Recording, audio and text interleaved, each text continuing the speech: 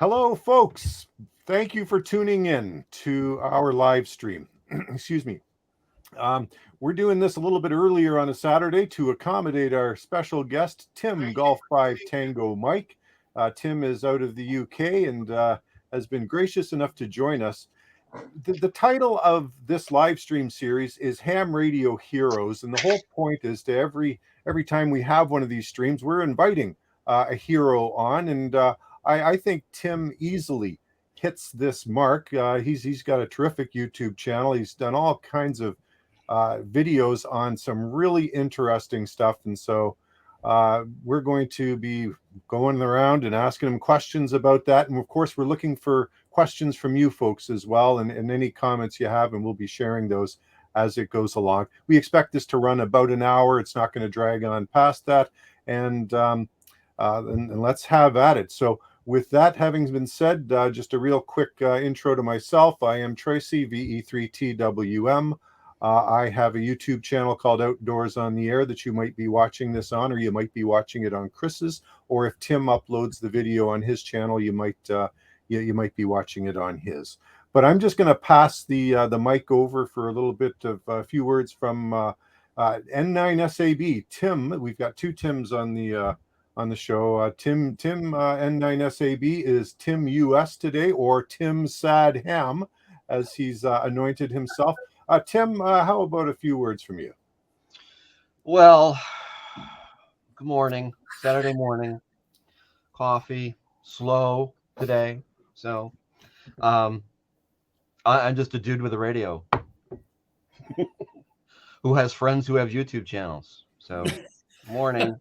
And come on. Well, you know what? Okay, you know what? I am excited about having Tim on today too, because I've watched his channel for a while, and it's amazing. He's always coming up with all kinds of content. I mean, he's got to be doing 2-3 videos a week almost, it seems, or was there for a while. And all of them are good. It's not often that you see consistently good technical yet watchable content from a lot of channels. So good morning. Tim is a bit shy. Tim US is a bit shy. He's got an eBay store where he sells some terrific wire antennas. So I leave the link when I post the video to Tim's store there. Be sure to check it out. He's got some terrific performing antennas that I've used in the field with great success at very reasonable prices. Okay, that's all. I just wanted to put that in there for you, Tim US. Thanks. Yeah, who's next? Chris? Oh, yeah, Chris, K2CJB. So I also have a YouTube channel, K2CJB Radio. It's a very unique title, very creative. Actually, if you poke around on YouTube, you'll see I've created a logo now because Tracy's my hero. So I was like, he had a logo in his. I said, I've got to come up with a logo. So I've designed and it took me. You'll see, it took me hours to design that. You got a logo? Let's check that out. So anyway, actually, so I'm going to embarrass both Tims. So Tim US, Tim Sadham, yes, he does make fine quality antennas, and they are definitely reasonably priced. And I think that's important. And I've had great luck with them. I know Tracy has also. So if you watch some of our videos, you'll see those antennas in action. And Tim UK. We were talking before we went online that I'm going to actually be taking notes because if you really want to learn antenna theory and radio theory, you want to watch Tim's channel because you're literally like going for an engineering degree watching that channel. But the other thing is it's not boring stuff. I mean, it truly is like just fascinating stuff. And actually, I'm going to get him to mix up with Tracy because the last video that Tim put up was talking about the 891, and I know Tracy's not so much a fan of the 891. So we'll see.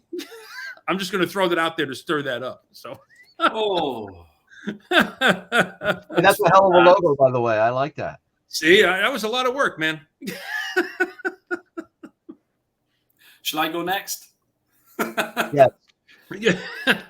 How can I follow that? Well, first of all, thanks for inviting me. That's the most important thing to say. Very honoured to be here. I've been watching your streams. I watched them before I had the invite, and I've always enjoyed listening to them. So it's a great honour to be here and to meet up with you guys. In particular, I've been following Tracy's channel for quite a while. The first video I remember of Tracy's that I watched was when he took his high end fed 40-20-10, the shortened end fed, to the park. I think he tipped over a picnic table, lashed the spider beam pole, and shoved it up as a vertical. And because of that, I've got one. And what a great antenna that is. But I won't go down that road for the moment. But there we are. Lovely to be here and to just share and chew the just have a rag chew with you guys basically over this particular platform, and to answer any questions, and also to ask you guys questions as well. Really looking forward to it. So thank you very much for asking me. Thank you. Good stuff. And I would just like to say this, Tim, UK, excuse me. You were one of the first people we thought of when we sat down and thought who would we like to invite as a guest. So you've done some tremendous work. That's why you're here. And it's funny because I think I've been following your channel for quite a while now, and I just love your presentation style. And you're a teacher, aren't you? Yeah, I teach in a college, further education college. Yes, yes. Well, you know what? It shows. You've got tremendous presentation style, and I kind of like the little fluff and lots of content type of video, and your videos are just jam packed with that. Oh, thank you. You know what? When I think of the stuff you've done, one of the things that I got to say that really captured my imagination, because I can't do that where I live. You drive out by the seashore in your car, and you'd make a contact. I mean, what is that like? Well, fortunately, I'm very lucky to live within a 10-minute drive, so I can literally jump in the car now and be on the air in 10 minutes. And to be honest with you, it's really lucky. You know the advantage there is to be near salt water with a little vertical antenna. It makes a big difference. And what the biggest difference is for me, and I know you follow this, I think you guys all believe in this, is when you go out of the shack and get away from the noise, it literally opens up a whole new world for you in terms of radio, because we all think about transmit power, getting the signal out, but we never really think about enough, I think, the ability to listen and to hear low signals. And you could hear stations DX at S1. If you're by the sea, they'll hear you. If there's no big pileup, they'll work you, and you just want to have that opportunity at home. So yeah, just to put a little ham stick. I use ham sticks. I use 20 pounds or $25 ham sticks. Shove them on the car with a single magnet, which I know is probably heresy. It's probably against all manner of laws. And I just plug it in. I put my FT891 on, and do you know what? I hear people and I work people. Now, propagation is the biggest determinant. Well, no matter how good we are with our systems, if the propagation gods want to close the door, we're stuffed anyway. But when it opens up and when you get away from the noise, it's just... yeah, it's brilliant. I'm very lucky to be that close to the sea, in all honesty. Very lucky indeed. Now, something that Chris and yourself have in common is mobile operation. I'd love to hear you two guys share some of your thoughts on mobile operations. Tim, UK, can you start us off a little bit on, maybe what it's like to set up a station in your car? Yeah, I mean, I'm probably mobile light in that I don't have it permanently set up. So I don't have the rig wired to the battery. I haven't drilled a hole in the bodywork because my wife would probably be very unhappy with that. So I'm sort of mobile. I'm occasional mobile light. So what I do, I operate with my 891. Have I got it here? No, I haven't got it here. I operate with a little LifePo 4. Sorry, what's that? No, I'm just, somebody asked a question. I'm sorry. Sorry. And yeah, sorry. I just put a little LifePo 4 battery on the passenger seat connected to the 891. And it's just so easy. You can literally, you're on, within arriving where you want to go, you're on the air in 5 minutes. The only thing I have contemplated doing is getting a screwdriver antenna. But I'll be honest with you, it's a convenience thing. And what people forget about screwdriver antennas is often the little whip you get with them is so small and there's so much loading going on that I'm in two minds whether they are that much of an advantage over just a simple whip, a simple monoband whip. So, and because I don't like spending money, I basically didn't. So I'm happy with my collection of $20, $25 ham sticks. my triple and single mag mount. And it's just such a simple thing to do. And for me, it's a no-brainer. I don't know, even if you don't live by the sea, if you can just drive out of the town or village or city you're in, go somewhere that's electrically quiet that you can park up, you can be on the air and you will just hear people you will never hear at home. That's the way I view it anyway. That's right. That's right. You know what I've done mobile HF actually twice in my ham radio life. Years ago, I had a Yaesu FT100 that I had mounted in. I had a Ford Explorer back then, and I had the Yaesu ATAS, the 120, I think it was. The antenna went with it, and it worked incredibly well. I remember one time driving on the New York State Thruway, and I was talking to a guy in Israel, and I said, "Boy, that doesn't normally happen," But I agree. The screwdriver antennas are. They're very convenient because you can push a button and it'll match to your radio, right? It's clearly not the most efficient antenna. It's a seriously compromised antenna. So the only thing you get out of it is a match across the entire band. Where now, like the iteration of mobile I'm doing now, I have the 7100, the IC 7100, and Tim, I'm using ham sticks too. I've got 2 of them mounted on the back of my truck. And with a little antenna switch, it's like mounted behind the driver's seat. So I just reach back and flip the switch, if I want 40 or 20. That's what I've got.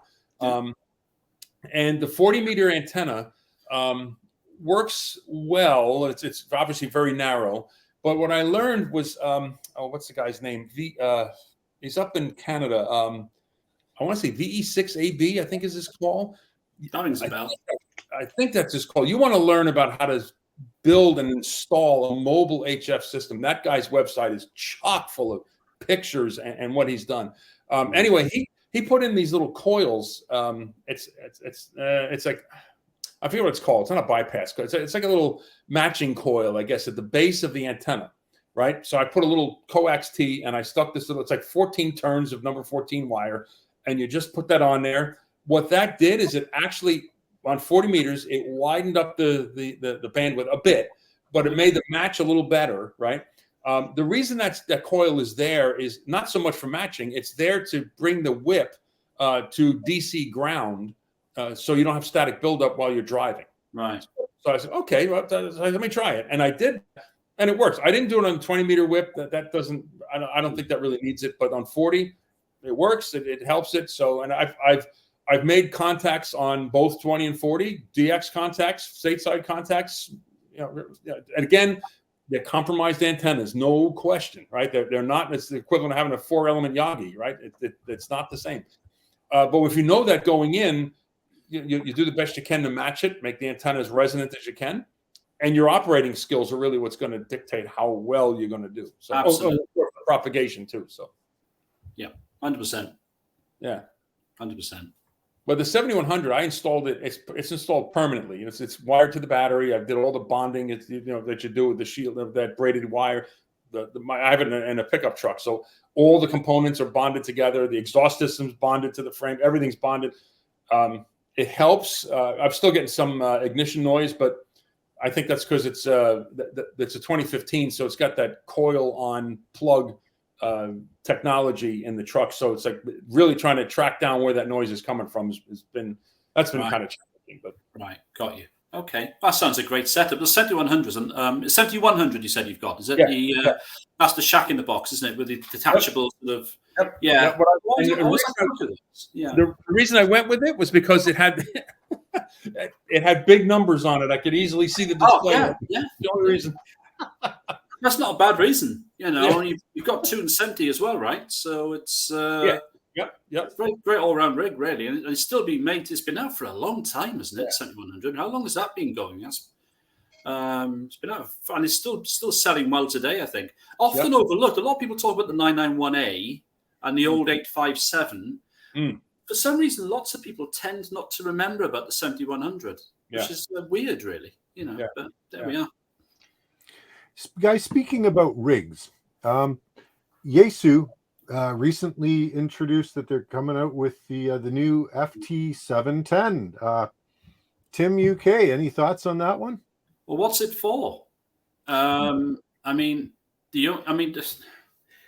thing is, it sounds like it's going to be a slightly scaled down version of the FTDX 10, right? Is that kind of where it's going? Is that what we I think so. So what's the price point? Because in this country, looking at UK prices, the FTDX 10 is about £1,300, and the 7300 is about 1150 or something like that. So whether it's been brought out to be a 7300 killer, I don't know, but it's very narrow. I mean, it's a very narrow bit of market they're going for, unless they shove it down at about £950, in which case a 3-figure price point would probably pull a lot of people towards it. But if they put it above 1,000, I can't see what it's for. I don't know what other people think. I just don't get it. I don't get what they're trying to do with it at the moment, to be honest. Tim US, have you checked out this 710 at all? Any thoughts on it? No, I don't. Is that the one you did the video on? Yeah. About being the next great radio or something like that? Yep. No, honestly, I'm happy. I may replace my little 450D with a 991A at some point. But right now I'm looking at something to switch out the 817D with. So I don't know what I'm going to do there. I know. Yeah. What's the story with this? I walked down that road. And no, I'm not the sad ham that Not a Rubicon was referring to, but I did see the video and I thought it was absolutely hilarious. I love it. Sad ham. So as a joke, I put sad ham on the description. But back to the videos. Yeah, I know. Replace the 817, right? The older I get, the lazier I get, and I'm sitting here thinking, I wish I had just 5 more watts. 5 more watts. And okay, so I mean that a 10 or 20 watt radio, and I'm building a new portable enclosure. I've got some lithium batteries that I want to use, and some other stuff. I want to do a new computer interface. I've got a tablet that I want to run off instead of having the old laptop. So I want to modernize and upgrade my FT8, FT4 capabilities. So I'm doing that. So right now I'm torn. I don't know what I'm going to do yet. I'm hoping somebody will talk me into something. We'll see. Chris, what are your thoughts on the 710? I haven't looked into it all that much because actually I watched your video on it, and someone else did one on it. Just kind of looking into what its features, what the published features are, and all that. And I agree with Tim that what is it? What are they going for with it? It doesn't look like it's a mobile rig. It doesn't have that form factor. Is it necessarily portable? I mean, Tracy, you did a lot of just looking at the specs. Like, it doesn't look like it's necessarily a portable rig. Like you'd run out doing POTA activations with it. Yeah. So it's like, what really is it, or is it just they're trying to change this form factor, just make things pack a lot of radio into a smaller box? I don't know. They did it with the 891. They've done it with other things. So I don't know. I'm not. I think the jury's out on it. So. So all good points, guys. I listened to John Kruk talk about it in his video, and he said it aligns with the FTDX 1200. So I'm thinking to myself, do you need 2 in this, in the line that are, one's SDR based, the other isn't? And so it makes you wonder if just the SDR are eventually going to slide the non-SDR out of the market. Otherwise, you're kind of splitting your own internal market share in 2. And high current draw, presumably on receive. It's a compact form factor, smaller than my 897 here. Built-in tuner, but and of course, here's the other thing with those color screens, you never know how they are going to be in direct sunlight. If you're out there on the park bench and the light streaming through, it's like, are you going to be able to see the display to hit? It's no longer just about reading what frequency you're on. It's about, hitting the function key to do what you want the radio to do. Yeah. Hey, Tim US, Sadham. So if my memory serves me right, the 7100, right? The one you're talking about before, is that the ICOM that has the radio and then it's got this block, this remote? The 7100, yeah, it's the ICOM with, it's got the control panel is like a little slope front control panel. It has buttons, and then there's a sloping section. It has a little bit of a touch screen on it, and then the main board is angled thing on it. You could okay. I always thought that was weird. Do you like it? Well, where I mounted it in my truck, I took a piece of aluminum and I bent it and mounted it on the dashboard. So where it sits, I mean, as I'm driving, I look straight down at it. It's angled so I can see it. So for now, if you were to put a like a separation kit in for like an 891 or something like that, you would probably have that panel. You want to articulate it so you can see it. This thing, the 700, it's already articulated. I just mounted it on a bracket and it's fine. So I remember seeing that when it first came out, and I thought it was a little. I mean, there was nothing else like it at the time. Right. But it was just a little strange. I thought, it's just one of the things. Oh, that's cool. Next, never. Hey guys, check out the comment below. Chris, you're our 7100 guy. Maybe you can expound on this one. Let's see, I love my 7100, but mounted it in my vehicle. Extended because I lost 20 meters. I got it back, and it was caused by corrosion or by much. Oh, that's odd, isn't it? Like you would think that would never happen. That's good to know.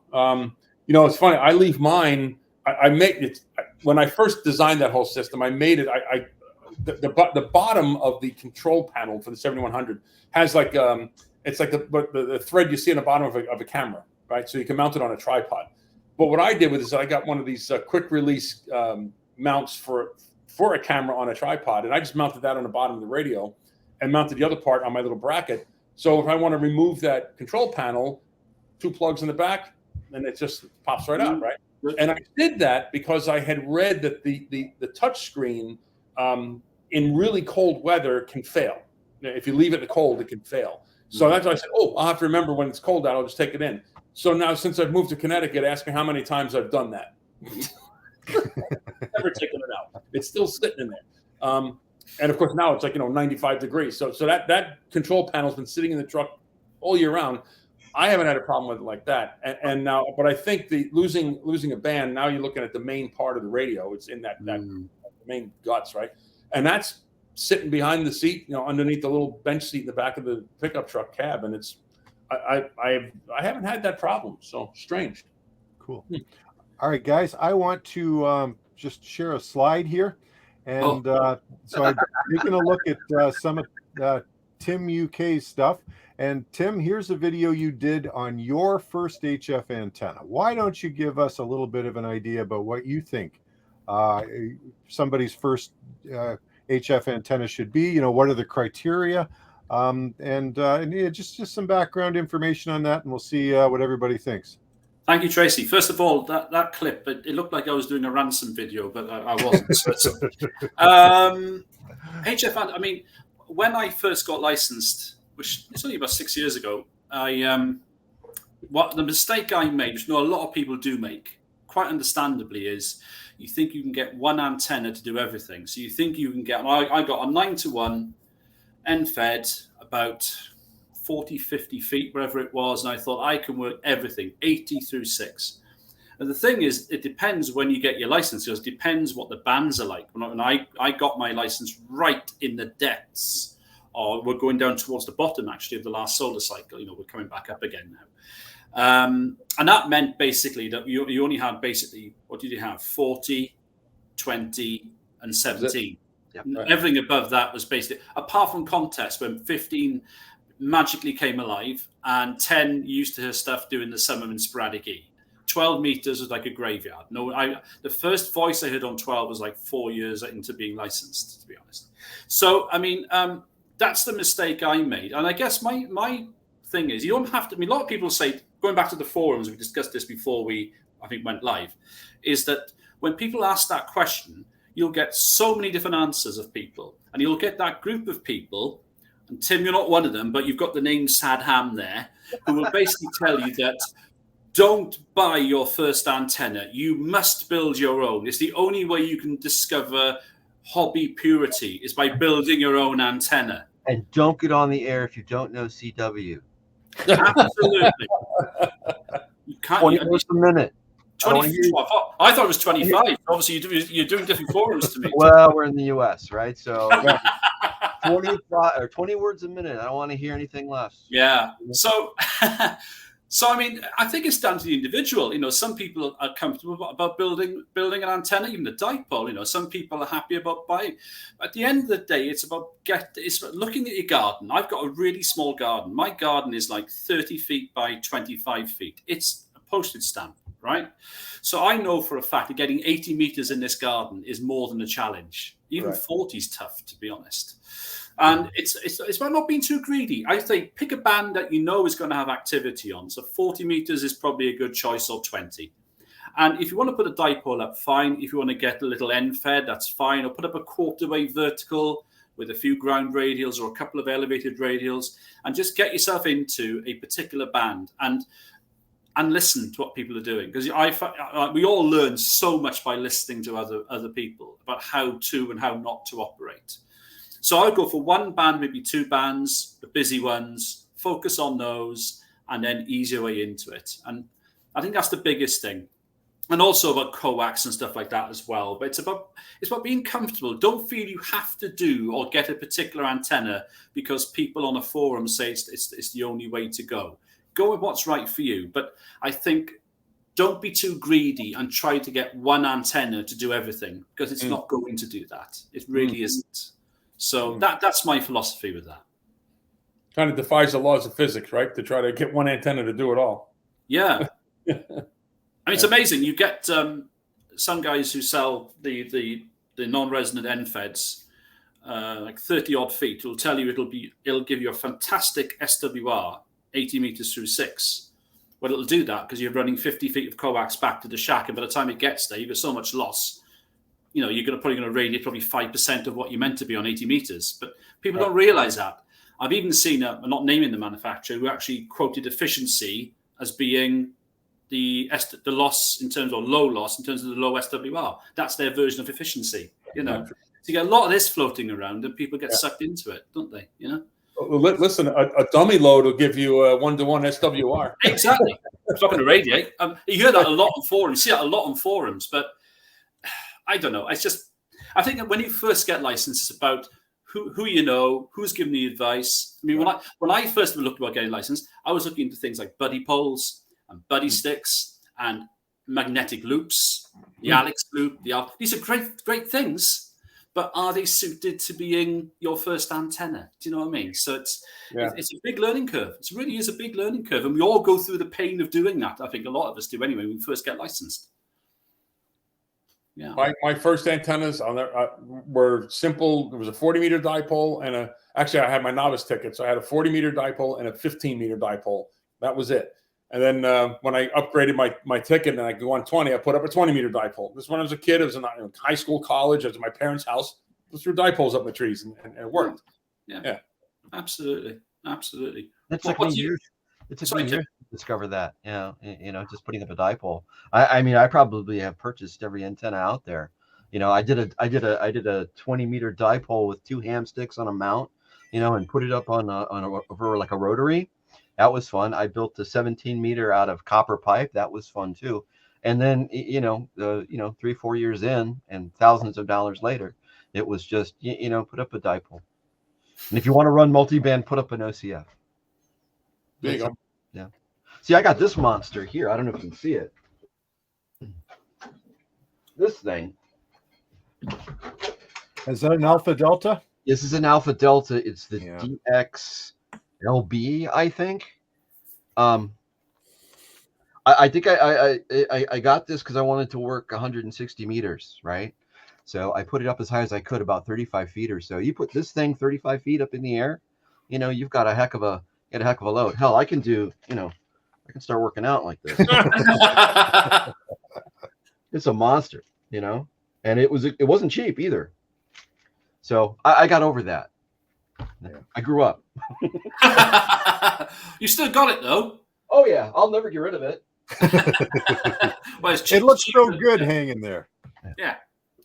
Hey, Tim UK. Bill is asking in the comments below. You want to take a crack at this one? Yeah. So could you talk about the wire size and type for a portable dipole? I want to build an N-fed dipole. So depends what N-fed you want. Are you looking at a non-resonant one, like a 9-to-1 fed, or are you looking at an N-fed half wave? 49-to-1 fed. I mean, talk about wire size. It depends, doesn't it? It depends how stealthy you want to be. It depends whether you're what your power is. I mean, if you're going to put anything up to 100 watts, then basically almost any gauge of wire will do. So it depends what bands you want. It depends what length you can do. I mean, working portable, for example, even putting up maybe a 40-meter end-fed half wave, which is 66 feet, that's a challenge sometimes when you're working portable. It depends where you choose. So maybe if you're looking at a vertical, then maybe an end-fed half wave for 20 meters will give you 10 meters as well. With a 49-to-1, you could go for a 9-to-1 non-resonant, and then up a 10-meter fiberglass pole that's about 32 feet will give you probably 40 through 10. It all depends what bands you want, how many bands you want to work, and what space you've got available. The beauty of the end-fed half wave, of course, is you can do anything. You could do inverted L, you can go inverted V, you can do sloper, you can do vertical. You can bend it round spaces. It's a pretty forgiving antenna. And building your own transformer is there's lots of designs out there. Just to give a name check to somebody who was on the chat much earlier, Colin, MM0OPX. He has done a phenomenal amount of research into different types of toroids and different types of transformers, transformer arrangements you can have for 49-to-1s, the different losses. It's quite an eye-opener how much loss you get with certain toroids compared to others. That the 140, 43, very lossy, tends to be on the higher bands compared with others. So it's a real sort of real sort of can of worms, basically, in terms of what you need to do for that. But going back to the question, I would say it depends what bands you want, how much space you've got. I would say an end-fed half wave, 66 feet long, gives you 40, 20, 15, and 10, inverted V, inverted L, whatever you want to do. Maybe an off-center fed, like the gentleman above me on the screen there makes very well. That's another option. Neither of those antennas should need a tuner. And I guess if you're going portable, I suppose a tuner, unless, of course, you're taking out a rig that has an internal tuner, is a bit of an extravagance. So probably a resonant antenna is probably your best option when you go portable. So an off-center fed or an end-fed half wave, if you want more than one band, it's probably your best bet, really. Agreed about having a resonant antenna portable. Yep. I saw a poll recently. Somebody had, I think it was on Twitter. Somebody had, what antenna do you use for your portable operations? And it was like 3/4 of the people said, end-fed.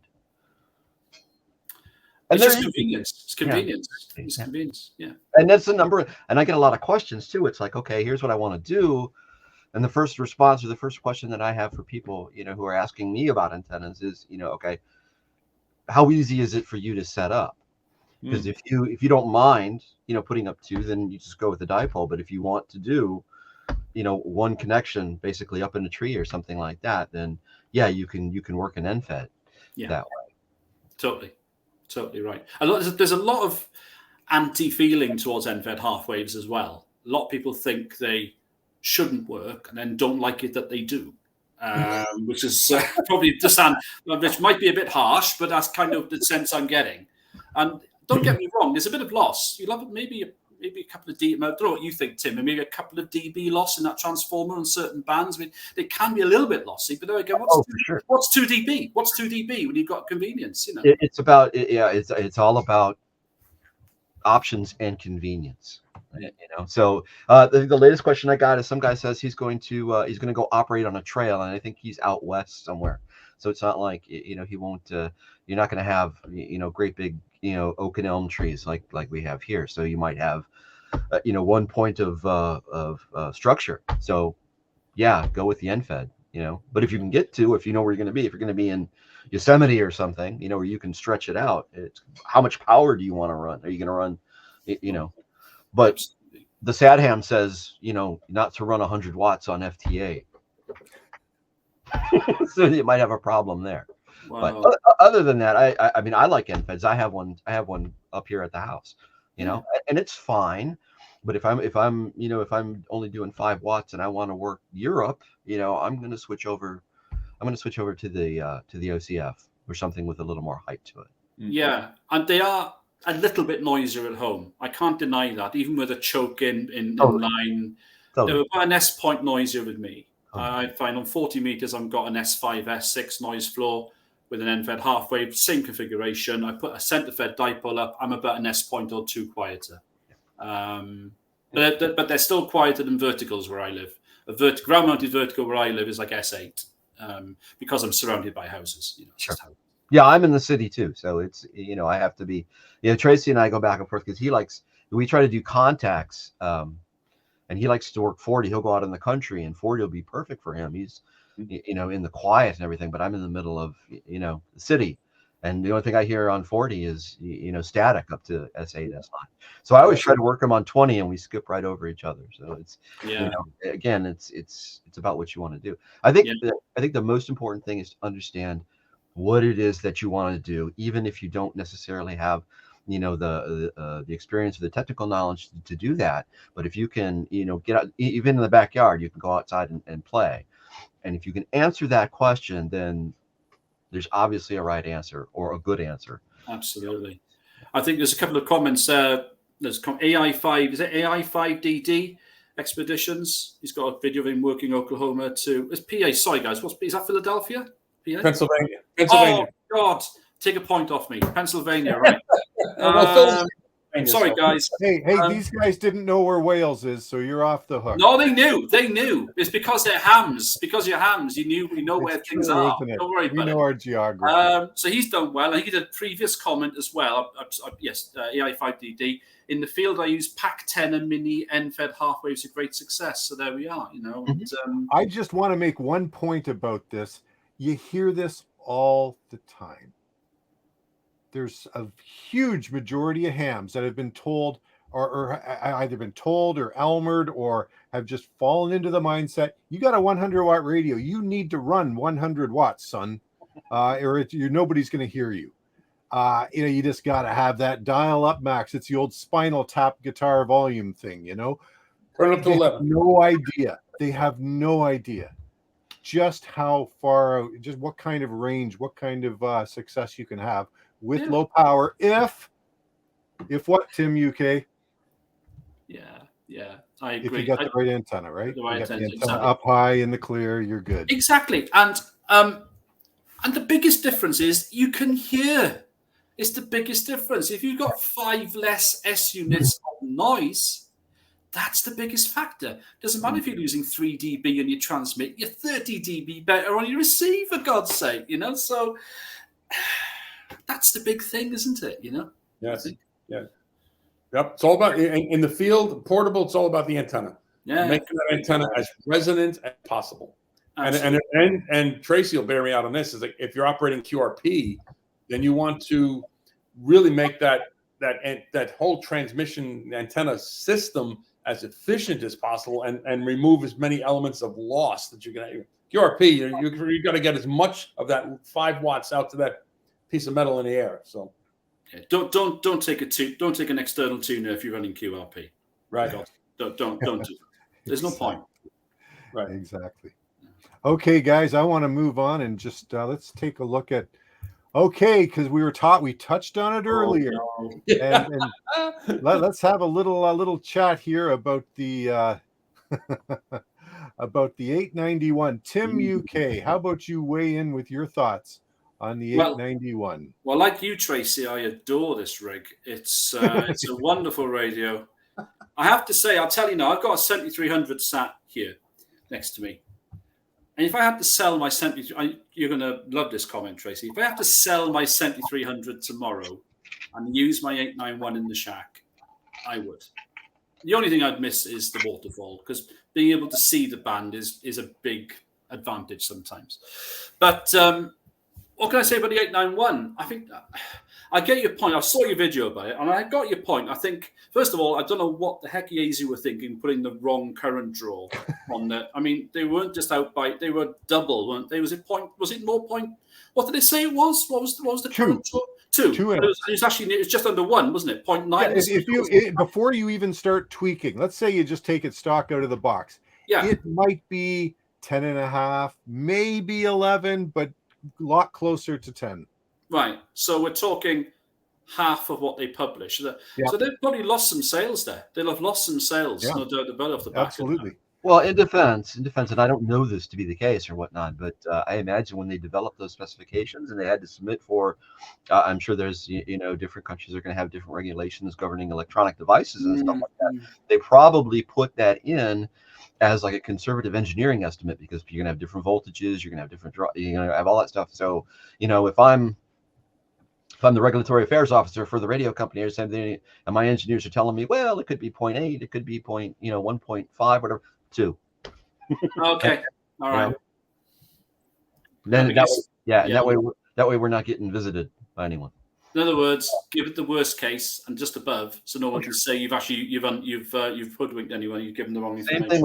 Same thing with side effects on pharmaceuticals, right? You see those commercials where you've got vomiting, death, and all those. You got to cover the bases. Yeah, sign me up for that. I'll take those. Some people do. So going back to the 891, I've had it for about 5 years. I actually bought it secondhand, but I knew the guy I was buying it from, so I knew the provenance of it. He got it new, and he hadn't abused it or anything. I got it for about £400 secondhand. Probably the best money I've spent in the hobby, to be honest. It's they're bomb-proof. Now I like running 100 watts. Sorry, but I get the challenge. I get the QRP challenge, and I get that. And sometimes I do dial it down a little bit, but I like running 100 watts, and I think it just gives me that particular sort of scenario. It's very small. It's a lovely small rig, not the lightest. But we talked earlier about that new Yaesu, and the one thing that would put me off taking that out portable, or even on a field day, is the feeling or the thought that could fall and smash that screen. Because once you crack that touch screen, you've practically killed the radio, haven't you? Yeah. So the 891 I don't give it a lot of abuse, but I think it could take a lot of abuse. It's a sturdy little radio, and I really enjoy using it. The only thing I'd wish for is an internal tuner, but frankly, hey, it is what it is. And for the price point, I think it's still a very, very good radio. For the money it's been asked for, I think it's very, very good radio. Yeah. So sorry, Tracy. No, all good. And you know what? So I know Chris thinks I don't really like it. I still own it, and I'm still going to use it, right? And I guess that's the bottom line. I'm not dissatisfied with its capability. One thing that does drive me nuts about it, and I guess you have to understand, try to put in perspective where I'm coming from. My 897, it's a grand old rig, and it's low tech. And it's built like a tank. So when I even feel the knobs on the 891, it just doesn't feel quite as solid. Yeah, it's a little plasticky. And that's a little thing, but it's also a human interface thing, right? And so I tend to baby it a bit more than I do my 891. No, fair enough. The fact that it doesn't have an internal tuner doesn't bother me at all, because I usually use the resonant antennas. But this is true of all Yaesu radios, modern Yaesu radios, is that crazy menu system. And they're not well documented. Even with the 897, we go back 20 years. At least the menu items were in alphabetical order. So that made it a lot easier to find things, but it didn't necessarily make it easier to help you understand how to adjust those settings to optimize the performance. I've owned a lot of ICOM radios over the years, and ICOMs I find from a menu perspective. Now, I'm not going to talk to you about logical menu setups, because I owned a 706 Mark II-G. I owned a 703, and both of those had those crazy 4-way tree menu systems. And where's that? I know that function's in here somewhere. Now I got to go into M3 or whatever. It's like, oh my gosh, rather than just being one consistent list. But I at least once you found it, boom, it was on or off, or here's how you make the setting in something else. I had a 7410 recently, and same idea. I could tweak everything, and the description on the menu items was clear. It was very clear what you were doing. As I scroll down the 891's menu options, it's not always clear to me exactly what I am controlling. And nowhere in the manual does it go into any kind of. And here's the thing: Yaesu's got 2 manuals. Why do they ship 2 manuals? I'm a ham. I passed a technical exam. Why do I need? Here's the dummy manual. Oh, and here's the advanced manual. Okay, here's the feature. What feature am I looking for? I want to go. It's a little bit more sophisticated. I'm going to go in the advanced manual. Well, it's not in there. I got to go back. Oh, it's like whatever, guys. You don't like this? Listen, I'm okay with it because these rigs can do so much internally. It feels like I'm bashing on the extra features. And what the 891 and the 991, which I have sitting here, what they remind me of is DOS versus Windows. Yeah. You can get under the hood with these rigs. They give you the keys to the kingdom. But now all you got to do is figure out what you want to do and how do you have to go ahead and do it. So that's my, if I had to boil it down, okay, we got weight, we got power consumption on receive. If I had to boil it down, then it just comes down to my ability to configure. Having said that, once you configure this rig, it's a beauty. It's a great HF radio, and nothing compares with it at the price point. And don't talk to me about Chinese radios. I don't want to hear it. I'll take the Japanese over the Chinese all day long. One of the reasons that I don't switch out a lot of radios. I mean, I've got 2. I've got 3 radios, and I'm reluctant to change out any of them is because I know how to use this one. I've had it long enough that I could do what I want to do, and I don't need to go on stuff. And that's why I like the 817, not because the what was it, the 710 or something is probably going to be better or whatnot. It's just I don't want to. I know how to use this one. I can do what I want, not have to. Absolutely. The manuals make my head hurt.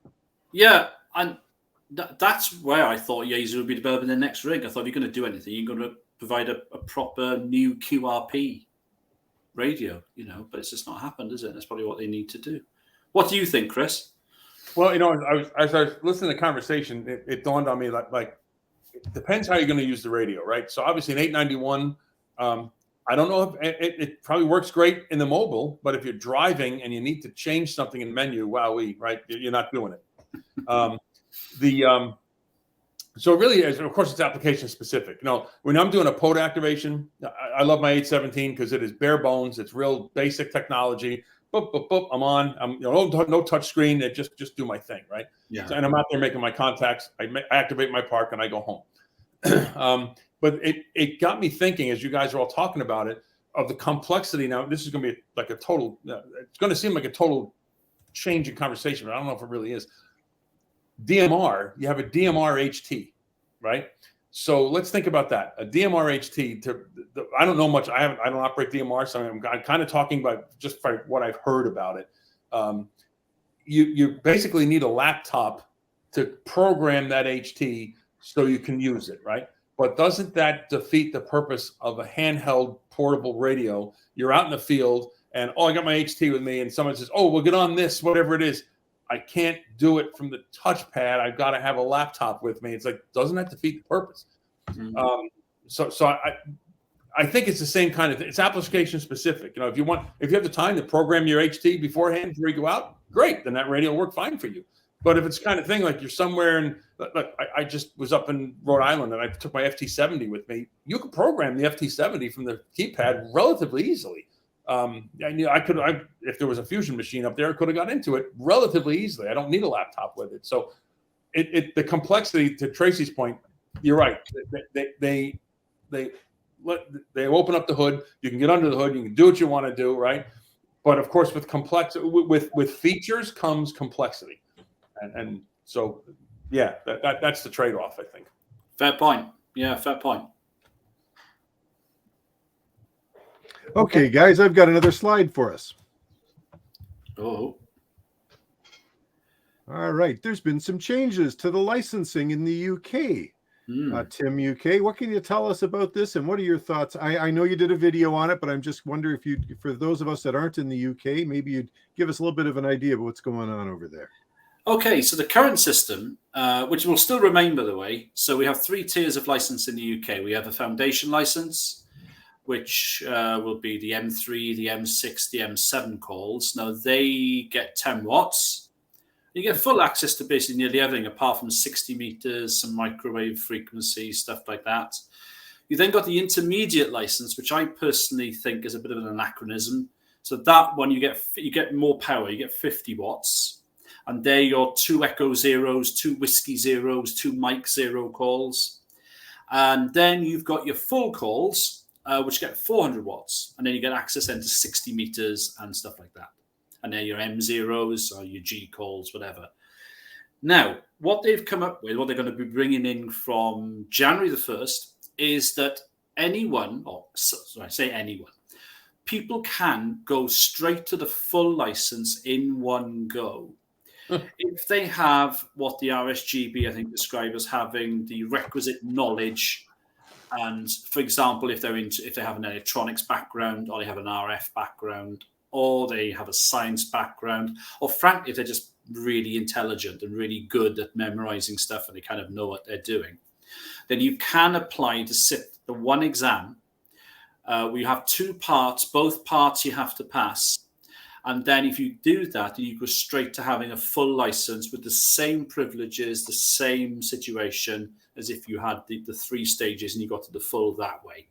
So it's creating a different pathway for people, basically.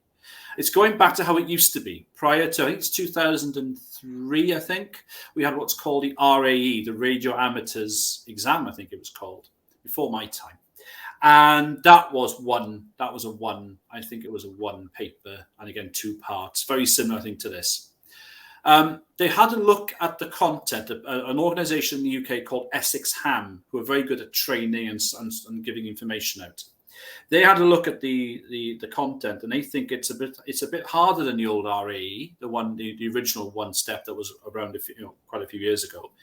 But the exam itself will have aspects of foundation, intermediate, and full in it.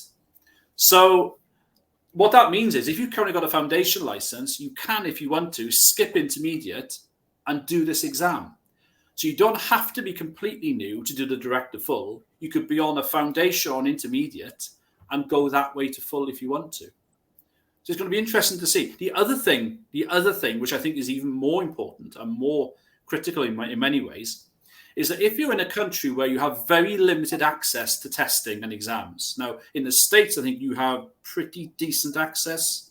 I'm not sure whether you do it online. Do you have anything online in the States? Can you do exams online in the States now? In Canada? Everybody's pretty much doing it that way now. Same here. Yeah. I had to actually, I went to a place and, sat with a bunch of other people and took the exam. But some of the new hams that I've been talking to have all been, hey, I just sat down online and did it. Like, yeah. Wow. There we are. Wish I could do that. We've had that in place since the lockdown. That's been I've got to say, the RSGB, Radio Society Great Britain, who I've not always thought of being very flexible, did very well with that. And they brought a lot of new people into the hobby over the pandemic and beyond. So you weren't relying on clubs to train you and things. You could actually do it yourself at home. And there's lots of information about it. There's lots of online courses around as well now. So it's really worked well.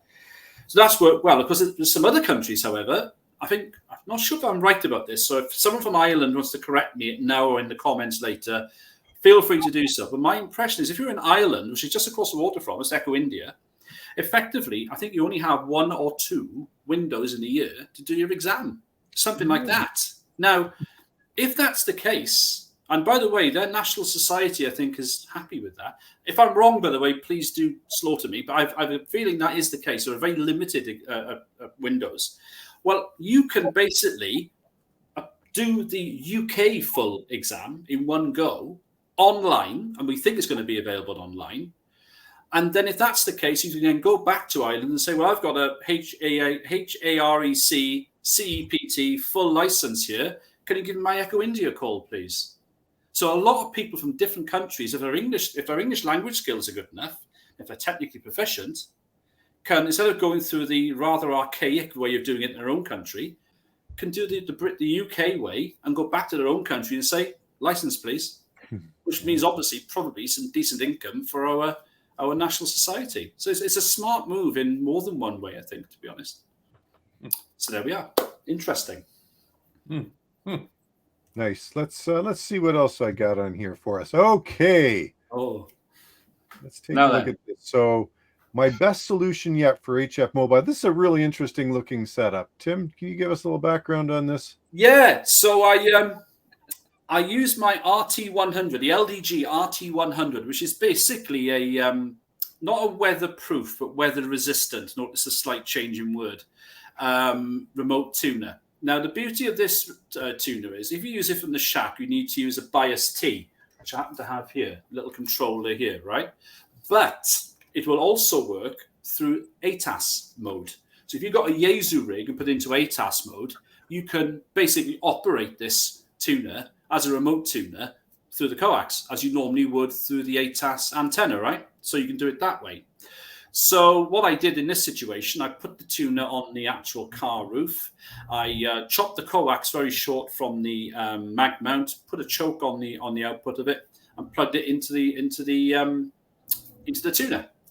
And it worked quite well. I had to extend the whip a little bit to bring in a lot of bands, but effectively I had a tuner on the car. The only problem was in a fairly busy car park. So every time I changed bands, people around me could hear, I wonder what the hell I'm doing. What the hell is that on his car? Has he got a drone that's crashed on it or something? What's going on? So, but that was interesting. And it was a nice experiment and it worked really well. And that tuner is a nice little tuner. It does a nice little job, actually. I'm very happy with it. Not very expensive either. It's under £200, so it's quite a cheap little tuner. Yeah. Very cool.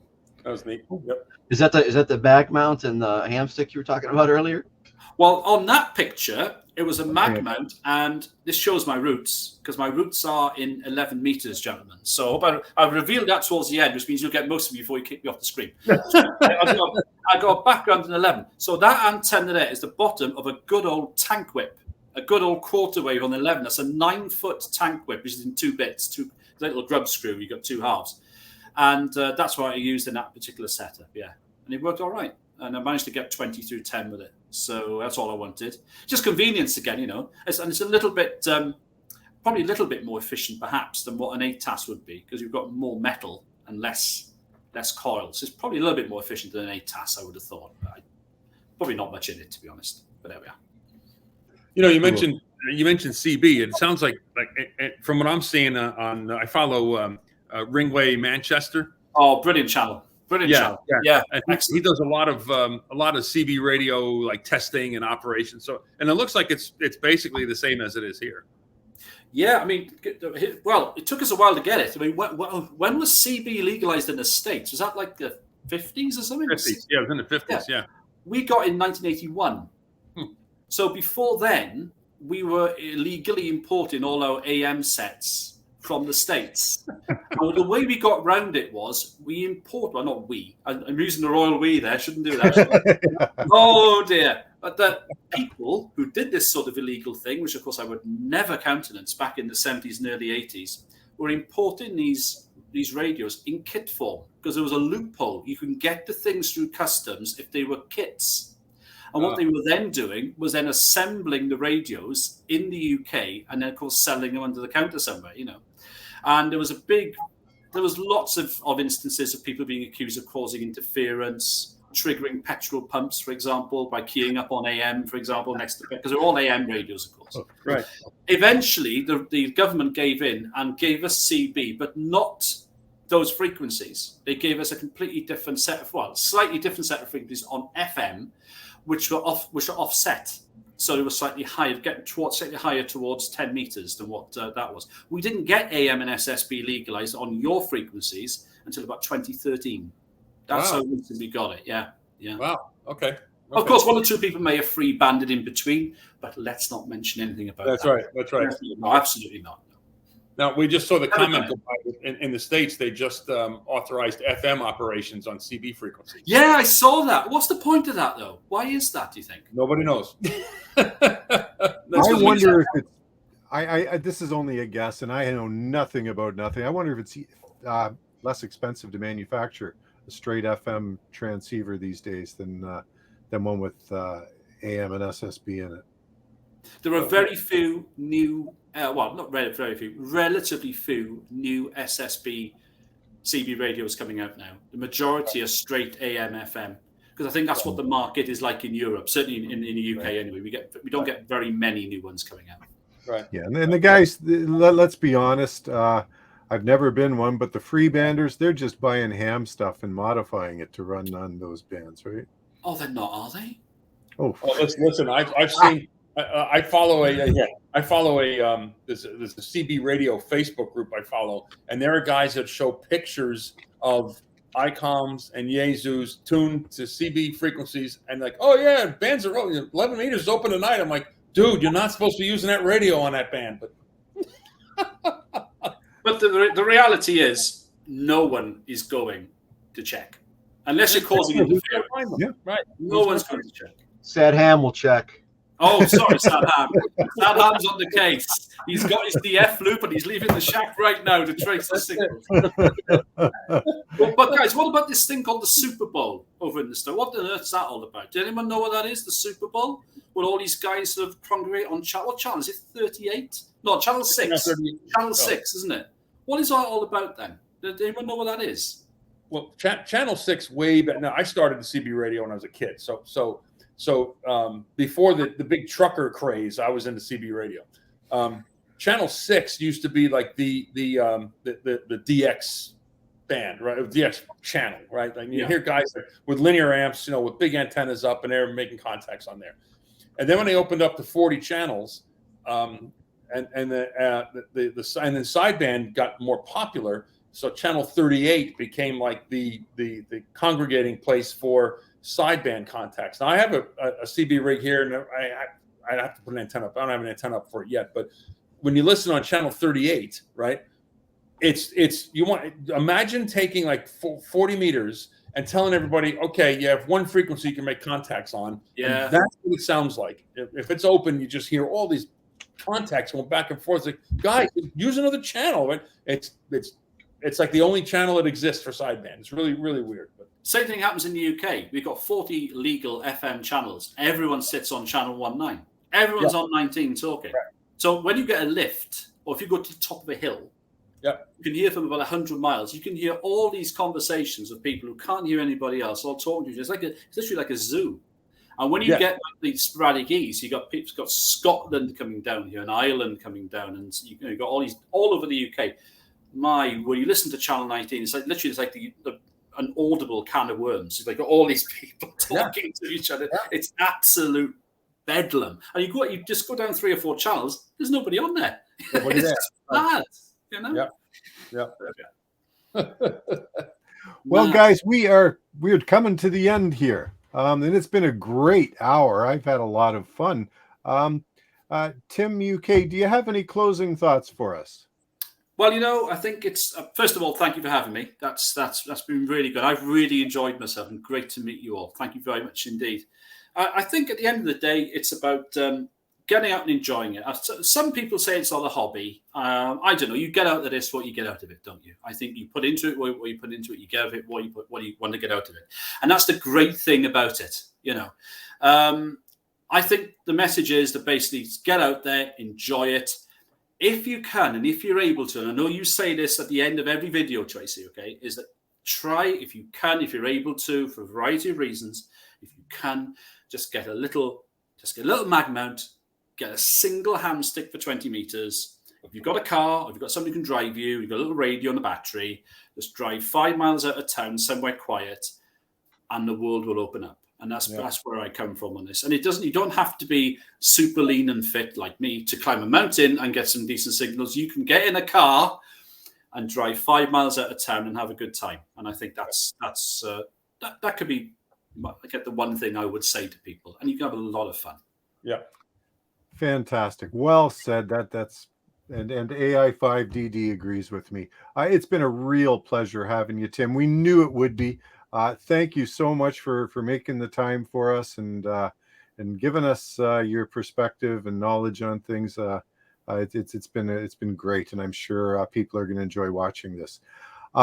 So for everybody who's watching on the stream here, thank you very much for your kind attention, for tuning in. We truly appreciate it. And for everybody who's watching this on replay, thank you. And we look forward to welcoming you on our next stream. Three guys who are with me here, hang on for a sec. We'll just do a debrief. And for everybody else, have a great weekend.